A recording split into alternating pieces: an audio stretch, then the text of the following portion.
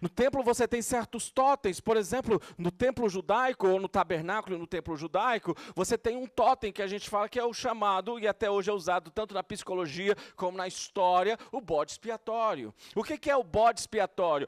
O bode era aqueles animais, por isso que eles estavam vendendo isso no templo lá, quando Jesus entra, que eram usados como uma forma de sacrifício. O sacrifício expiatório, quer dizer, que apaga, anula a sua culpa, ele tem o objetivo de nos reconciliar, de fazer com que a gente tenha paz, esteja em paz com Deus e também uns com os outros. Então agora, ao invés de eu buscar vingança com você, você vai levar até o templo um bode expiatório, você vai expiar a sua culpa diante de Deus, você vai restituir aquilo que você prejudicou de mim, e agora a gente consegue caminhar em paz, porque você tem o perdão de Deus, e isso acontece no templo. Lembra, por exemplo, certa vez Jesus estava falando para as pessoas que estavam escutando, ele disse, olha, se você vai para o templo e vai entregar a sua oferta para Deus, e você tem algum problema com uma pessoa, você vai lá, se reconcilia com aquela pessoa e depois entrega a oferta para Deus, porque aquelas pessoas estavam criando uma espiritualidade totalmente verticalizada. Eu fiz o meu sacrifício com Deus, está tudo certo com Deus, não preciso me acertar com você. A gente ainda faz isso hoje. Você já falou, por exemplo, só quem me julga é Deus, ninguém pode me julgar? É mais ou menos isso. Comigo, com Deus, está tudo certo. Agora com você não. E Jesus está dizendo, olha, você não tem como estar certo com Deus se você não está certo com o outro. Você vai lá, se ajusta, para depois oferecer sua oferta, o seu sacrifício para Deus. Em todo o Velho Testamento, então, a experiência de tentar apaziguar o outro, apaziguar a comunidade e apaziguar a Deus, estava centralizada no bode expiatório, está centralizada nos sacrifícios de animais. Mas ainda assim nós estamos falando de algo que é... obrigado. Depois você assiste o Não é Teoria, tem que fazer propaganda aí, trouxe água para mim. Assiste o podcast Não é Teoria, a Marli estava lá, aliás, semana passada, falando sobre trabalho com refugiados. Vale a pena. Depois peço para o Robert colocar o link lá, que está acompanhando, tá bom? Ó, imagina se fosse uma Coca-Cola, brincadeira, né? Mas, voltando aqui, então você percebe, então você tem ali o totem. E você também tem os tabus. O que são os tabus? São certos comportamentos que você precisa ajustar para que você possa adentrar no templo e poder oferecer o seu sacrifício. Não era qualquer pessoa que podia entrar no templo. O templo estava dividido em lugares, né? O átrio, o lugar santo e o lugar santíssimo. Então, você tinha que ter uma certa estrutura, você não podia comer certas coisas, você não podia ter certos comportamentos antes de ir para o templo. Você tinha todos esses tabus, porque Deus está dizendo que não só o vaso do templo é sagrado, não só os itens do templo é sagrado, mas, na verdade, vocês são sagrados. A maneira que vocês vivem é que é o sagrado, na verdade. O templo ele é algo transitório para falar de uma realidade mais profunda. Então agora nós pensamos o propósito do templo e o tabernáculo.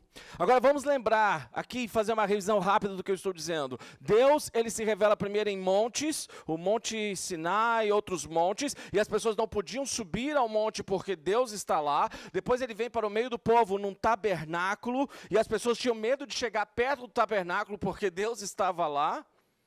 E agora Deus está num templo, o templo de Salomão. E eu disse que Israel está sempre nessa dificuldade, nessa relação com o templo, nessa relação com Deus, na relação dos rituais, dos tabus, dos totens.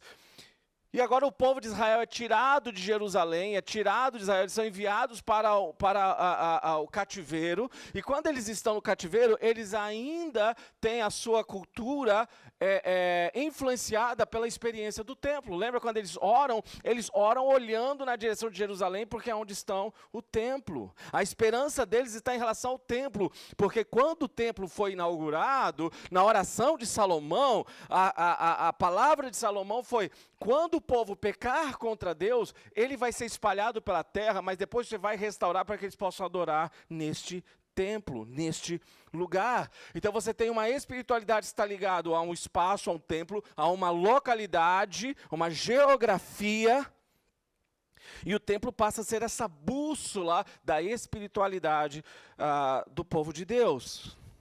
Então o templo ele é reconstruído e nós temos esse retorno do povo de Israel para Jerusalém. Agora eles estão debaixo da influência da cultura greco-romana ou helenista que está dominando a terra, incluindo Jerusalém. E agora o conceito helenista, o conceito dos gregos e dos romanos, começa a fazer parte dos judeus, da comunidade também, da cultura, das conversas, dos debates sobre quem é Deus, sobre como nós nos aproximamos de Deus ou como nós vivemos como humanidade. E é por isso que João, quando ele coloca o primeiro capítulo de João, ele abre o Evangelho de João, ele começa o Evangelho de João, versículo 1, a partir das seguintes palavras: no princípio era aquele que é a palavra. A palavra estava com Deus, a palavra era Deus. Ele existia no princípio com Deus, por meio dele Deus criou todas as coisas e sem ele nada foi criado. Por que esses versículos são importantes? O termo aqui palavra no grego é logos, e o logos era um termo que foi inaugurado, introduzido nos debates públicos pelos gregos, pelos filósofos. Então os filósofos, Sócrates, Platão estavam dizendo, o mundo e todo o universo foi criado pelo Logos, e o Logos coloca ordem no caos, não é? E hoje a gente usa isso inclusive na psicologia, porque você vai numa terapia e o que você vai fazer? Você fala, você precisa da palavra para organizar o seu caos.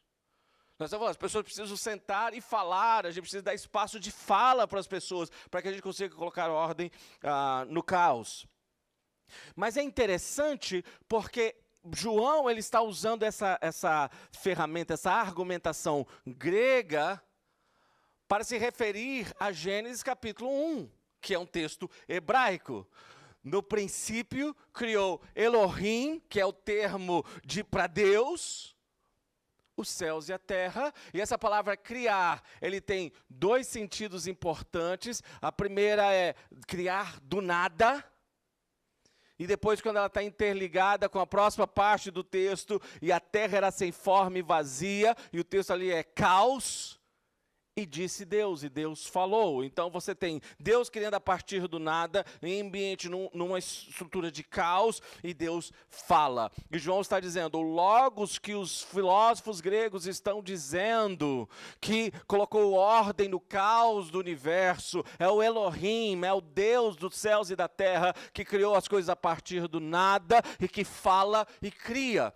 O que isso tem a ver com o templo? Você precisa ir então para o versículo 14 de João capítulo 1, porque no versículo 14 de João capítulo 1, ele diz, assim o Logos que os filósofos estavam tentando compreender, aquele que é o Elohim que criou os céus e a terra, se tornou ser humano, carne e osso, e habitou entre nós. Essa palavra habitou, a melhor tradução é, fez um tabernáculo entre nós.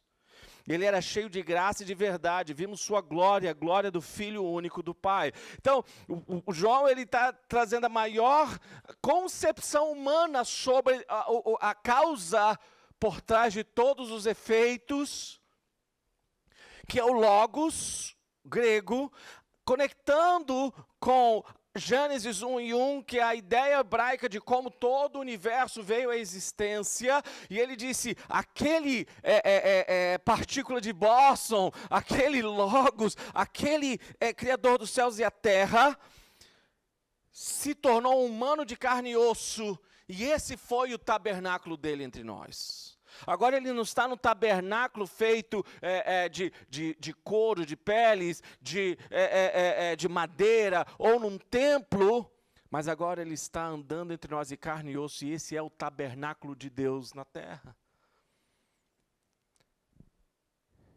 E agora ele quebra essa experiência que é transcendental, essa experiência que ela está além do espaço e do tempo, essa busca de uma realidade que está acima, e aquele que criou os buracos negros, aquele que criou as galáxias, aquele que criou os sóis, aquele que criou os universos e as estrelas, aquele que criou o fundo do oceano, aquele que criou o DNA, está no nosso meio. Ele pode ser visto, ouvido, tocado, e esse é o tabernáculo dele.